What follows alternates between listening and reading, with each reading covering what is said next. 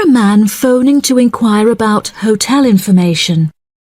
First, you have some time to look at questions 1 to 4.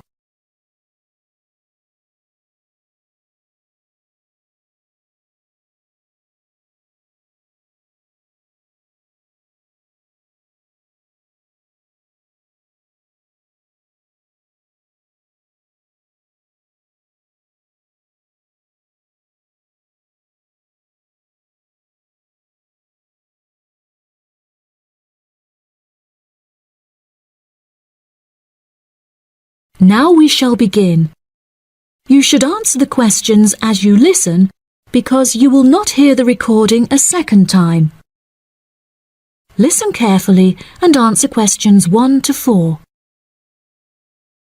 Good afternoon. You're through to reception at the Island Hotel in Crete. How may I help you today? Yes, hello there.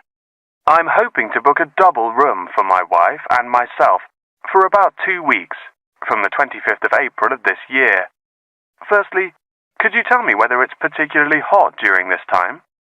Yes, of course, sir. During late April and early May, the daytime temperature shouldn't exceed 19 degrees Celsius. But the weather has been rather erratic and difficult to predict in recent years, so I am unable to say for certain. Okay, that sounds good. My wife doesn't like going outside when it's very hot. I haven't booked flights yet, but I must say that I'm unfamiliar with Crete and its transport system. Does the hotel provide an airport shuttle service? Yes, sir. We provide a complimentary airport pickup service for all our guests. It takes about 40 minutes to get here from the airport, but it's at least 60 minutes at rush hours. And you will be provided with a fully air-conditioned shuttle bus. Okay, excellent. In that case, do you have any rooms available for the dates I gave you? I shall have a look on the system now for you, sir. Bear with me just a moment. Yes, sir. I can see now that we have several rooms available. Would you prefer a garden view or a sea view? Well, ideally I would like a sea view room with a balcony. But of course that depends on the difference in price. Not to worry, sir. All of our standard double rooms have ensuite facilities and a balcony. If you would like one of our sea view rooms, there is a premium of €60 per night. Okay. So could you tell me the total nightly rate for a standard double room with a sea view? Yes, of course, sir. For the spring months, our rate is €216 per night. For 14 nights altogether, this will come to €3,024. Perfect. I also read on your website that the hotel has gym and spa facilities. Are there any other facilities on offer? Yes, we have a large outdoor infinity pool overlooking the ocean, with luxury sunbeds and a poolside bar. We also have 3 full-size tennis courts, where we run a popular doubles tournament, with the winner receiving 2 all-inclusive spa day vouchers. Goodness, I shall have to brush up on my tennis skills. Before you hear the rest of the conversation, you have some time to look at questions 5 to 10.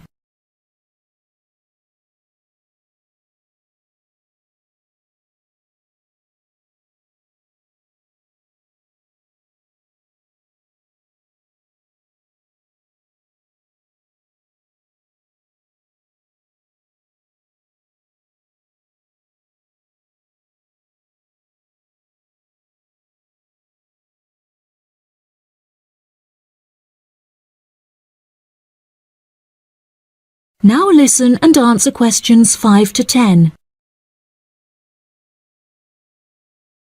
Are there any other activities organised by the hotel that we can partake in? It's just that it's our wedding anniversary on the 30th of June, and I would like to provide my wife with a perfect romantic getaway. I can assure you, sir, that your wife won't be disappointed. Ours is a 5-star resort, which is renowned for its luxury and beauty. In terms of activities, the hotel provides thrice-weekly entertainment. On Tuesdays, guests will take a minibus and partake in learning to cook succulent fish dishes with our Michelin-starred chef Enrique. The class will take place in a beautiful valley deep in the Cretan hills, where guests will be treated to an intimate piano performance by our in-house concert pianist Pedro. On Wednesdays, a select number of guests will be fortunate enough to explore the mountains by helicopter, before being transported to a tropical Cretan garden by shuttle bus. Finally, on Thursdays, after a fancy dinner, we provide a spectacular fireworks display, which guests can view from the comfort of a cable car. Oh, wow. That all sounds absolutely wonderful. I shall book the room now, and then I need to look at flights so as not to become extortionate. Would you like to take my details now or later? That is the end of section 1. You now have half a minute to check your answers.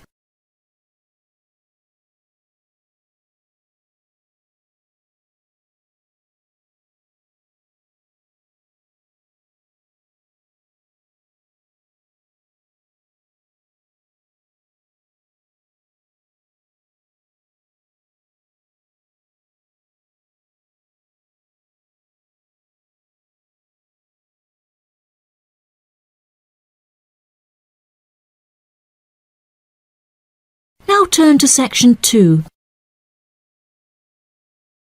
Section 2. You will hear part of a radio program about online exchange business. First, you have some time to look at questions 11 to 14.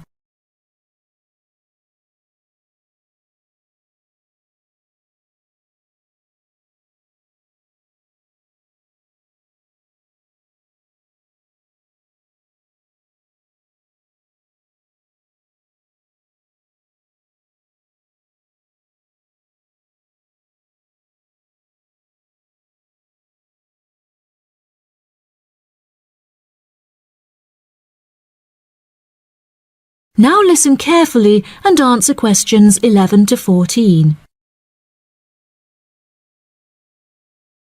Barter Online UK is a young up-and-coming website in the United Kingdom where users can buy new and used goods. However, instead of paying with money, registered users instead exchange their purchase for an item of similar value. This part is perhaps the most complicated, as the registered users themselves must mutually decide on an appropriate value, with value either being the recommended retail price, RRP, or simply how much they believe the item to be worth. The website has been founded by a group of 4 friends in the north of England. Originally, they exchanged their belongings among family members. They frequently found themselves swapping their belongings when they no longer had any use for them. They live by the motto, "One person's trash is another person's treasure," and hate to throw things away. As more and more people caught wind of the idea and wanted to participate in the exchanges, the group decided that the idea had the potential to become a successful business venture, and so it did. Barter Online UK is a startup online business, which took 3 months to set up, and has now been running for around half a year. Despite only being founded a short time ago, the website has already garnered about 1,500 registered users, with 500 more than expected, a huge achievement for the founders. Some of the users are registered in the United Kingdom and Canada, with the majority from the Republic of Ireland. In order to become a registered member, users must first fill in their personal details, followed by their credit or debit card details, which will be used to take payment of a monthly fee of £5. As long as this fee is paid, users will be able to perform an unlimited number of online exchanges. Before you hear the rest of the program, you have some time to look at questions 15 to 20.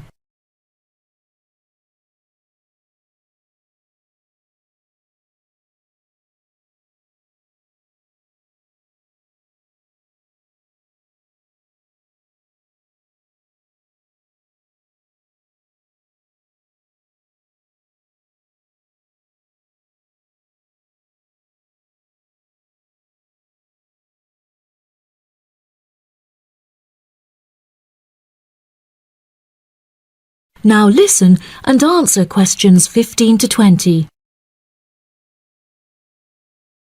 A multitude of items are sold on the website, such as textbooks, soft toys and tools.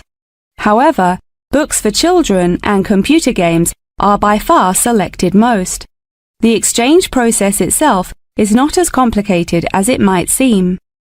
Users can enter their preferences for what they would like to receive, and also explicitly state what they would like to give away, and the website will automatically pair up suitable users. If, however, a user doesn't want to give anything away, but would simply like to buy something, Barter Online UK does support a secure online payment system, where users can perform a normal monetary transaction. Despite this, the founding group strongly discourages the use of the online payment system, clearly stating that this goes against the intended ethos of the company. Although bartering is an age-old process, many of the website's users are unsure how to decide which of their own items to exchange. It often helps to order items by popularity, using the filter button provided. This will tell the website to find out popular items for users' convenience. To this, the founding members say, just put everything you don't want on there. Different people have different tastes, and you never know what they might be looking for. In order to aid registered users in their exchanges and to provide them with assurance, the founders recently added a new feature whereby on completion of an exchange, users will be encouraged to provide each other with feedback. This feedback will include criteria such as the quality of the item as compared with how it was advertised, the ease of communication with the seller, the speed at which the item was delivered, and so on. The friends believe that using this method, users will have a more transparent and trustworthy bartering experience. That is the end of section 2. You now have half a minute to check your answers.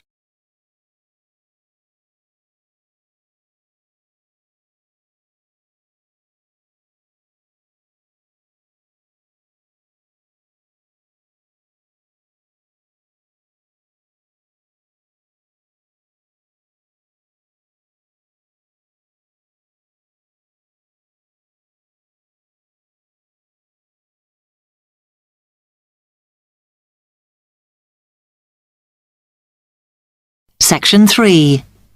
You will hear two medical students, Caitlin and Hideki, discussing options for courses. First, you have some time to look at questions 21 to 23.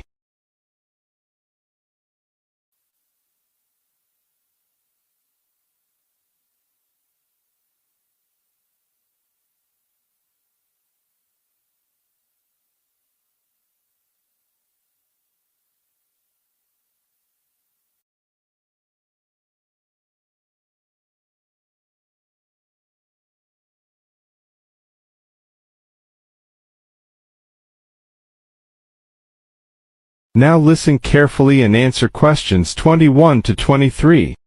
Hi, Hideki. How are you? Fine. I'm glad I bumped into you.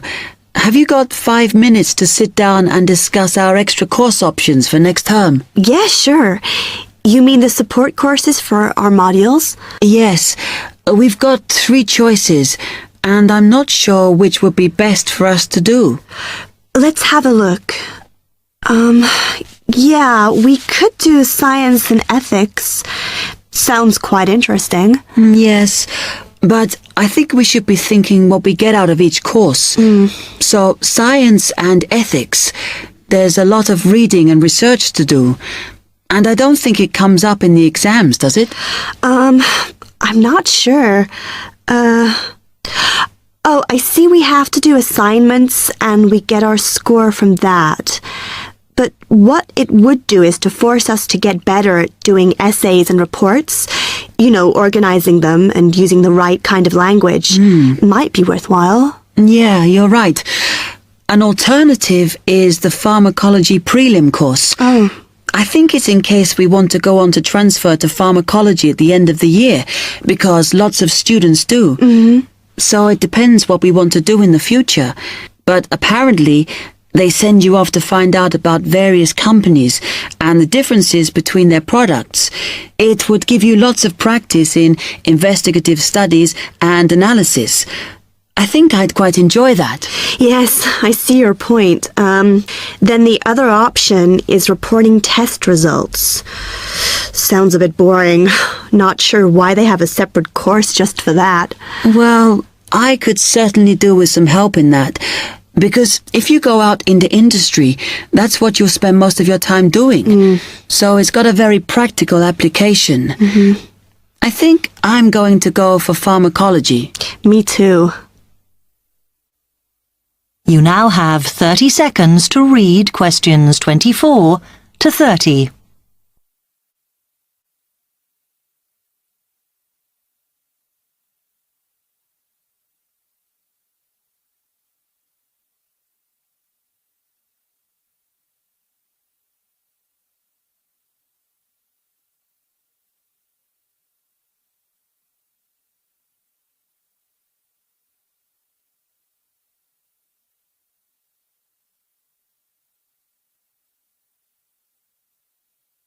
Now listen carefully and answer questions 24 to 30. So let's have a look at it in more detail. Oh, goodness. If we do pharmacology, then we have to do a supplementary maths course. Oh no, that's not fair. Mind you, I think I need it. Does that mean we have twice as many lectures? No, this maths is only a short course. The chemistry department are responsible and they do it in the 3rd term. So we've got all next term to settle into the pharmacology bit. I find the tutor makes a real difference. Some of them make chemistry so easy, and some of them I can't understand at all. Like that one we had from Oxford University.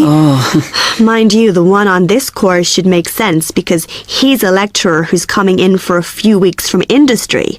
So at least it'll be linked to the real world. Yeah. The project we have to do on this pharmacology course is huge, and it doesn't give us much time. We have to make a decision about what we want to do on the project as soon as we start in January, and then hand in our plans before the end of the month. Doesn't give us much time to sort out what's possible or not. I mean, doesn't the scale of our project depend on what resources we can have? Like what equipment we can use?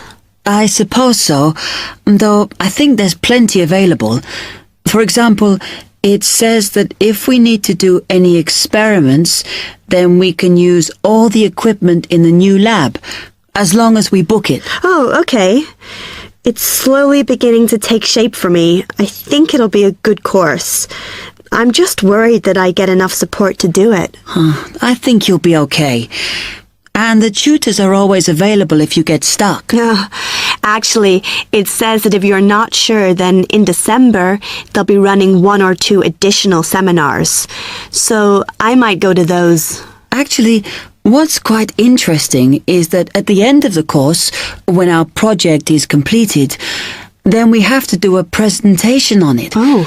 I think that's quite good practice. A bit scary, though. Well, it shouldn't be too bad, as they say that we can do it in pairs. Spread the load, as it were. Good. I have done presentations before, but I'm always very nervous. And is the presentation what we're assessed on, then? Let me look. It says that we have an interview and we get a mark for the whole course depending on how well we do in that. Oh, right. Okay. That is the end of section 3. You now have half a minute to check your answers.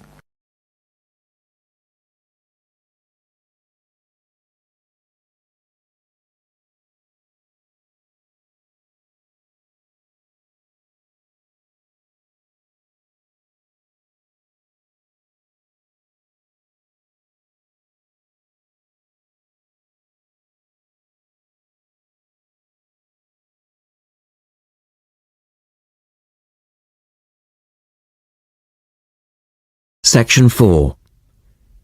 You will hear Rebecca Bramwell, an artist and illustrator, giving advice on how to get your first job or commission as an artist.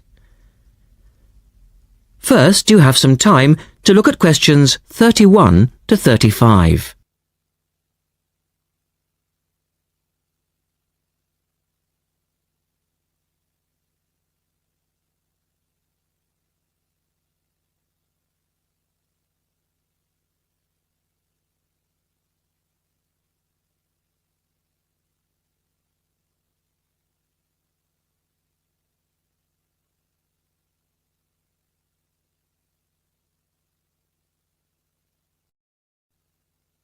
Now listen carefully and answer questions 31 to 35.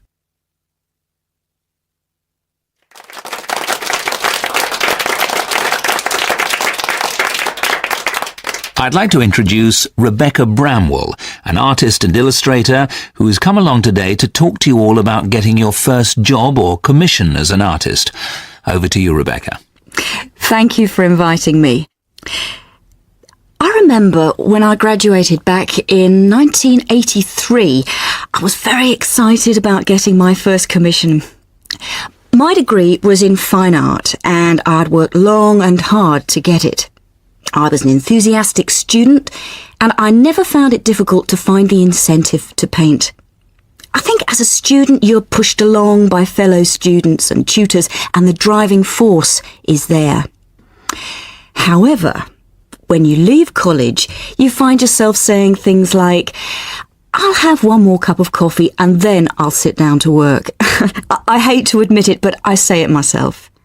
Suddenly, it isn't finding the inspiration or getting the right paper that's a problem. It's you. In my view, there are a number of reasons why this happens. It's a real challenge making a decent living as a new artist. You have to find a market for your work. Often you work freelance and need to take samples or portfolios of your work from place to place. These experiences are common to a lot of professional people. But artists also have to bare their souls to the world, in a way. More than anything, they want praise. If people don't like what they create, then it can be a very emotional and upsetting experience hearing them say this. I began to realise that these problems were preventing me from having a career in art, and so I decided to experiment. I was a painter, but I started to dabble in illustration, drawing pictures for books, cards, and this offered me the opportunity to become more emotionally detached from my work. I was no longer producing images from the heart, but developing images for a specified subject, taking a more practical approach. I began to develop a collection of my illustrations, which I put into a portfolio and started to carry around with me to show prospective clients and employers. But it was still tricky because publishers, for example, want to know that your drawings will reproduce well in a book. But without having had any work published, it's hard to prove this. Having a wonderful portfolio or a collection of original artwork is, of course, a first step. But what most potential clients would like to see is printed artwork, and without this evidence, they tend to hold back still when it comes to offering a contract. Look at questions 36 to 40.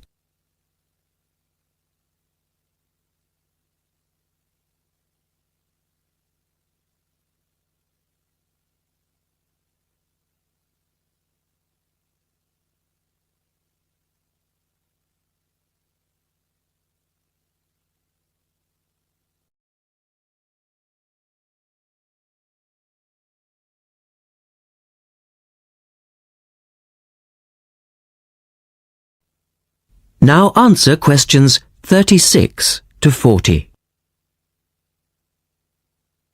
Well, I overcame this problem in two ways. And I suppose this is my advice to you on preparing your portfolio of your best work. The first way was by submitting my work for a competition. And the one I chose was for a horoscope design and was sponsored by a top women's magazine. There are a few of these competitions each year, and they offer new illustrators an opportunity to showcase their work. The other approach I took was to design and print some mock-up pages of a book. In other words, I placed some of my illustrations next to some text in order to demonstrate how my work would look when it was printed. Perhaps I was lucky in that I had taken a degree that provided me with all-round creative skills so that I could vary my style and wasn't limited to a certain technique. Now, I think that is important. The art world and many other creative fields do try to pigeonhole people into snug boxes with an accompanying label. Now, I think you should try to resist this if you feel it happening to you. If you don't, you'll find it difficult to have new work accepted if you try to develop your style at a later stage in your career. Nevertheless, when you start out, and particularly when you're going for an interview, it's important not to confuse people by having a lot of different examples in your portfolio. One remedy for this is to separate your work into distinct categories. In my case, I did this by dividing my design-inspired illustrations from my paintings. It's then easier to analyse the market suited to each portfolio, such as magazines, book jackets, CD covers, etc. Working under two names is also useful, as it clarifies the different approaches and offers a distinction between them. I think it's been hard for artists to be recognised in anything other than the pigeonholes that they've been placed in. But luckily, these barriers are slowly being demolished. So I really do wish you all the very... That is the end of section 4. You now have half a minute to check your answers.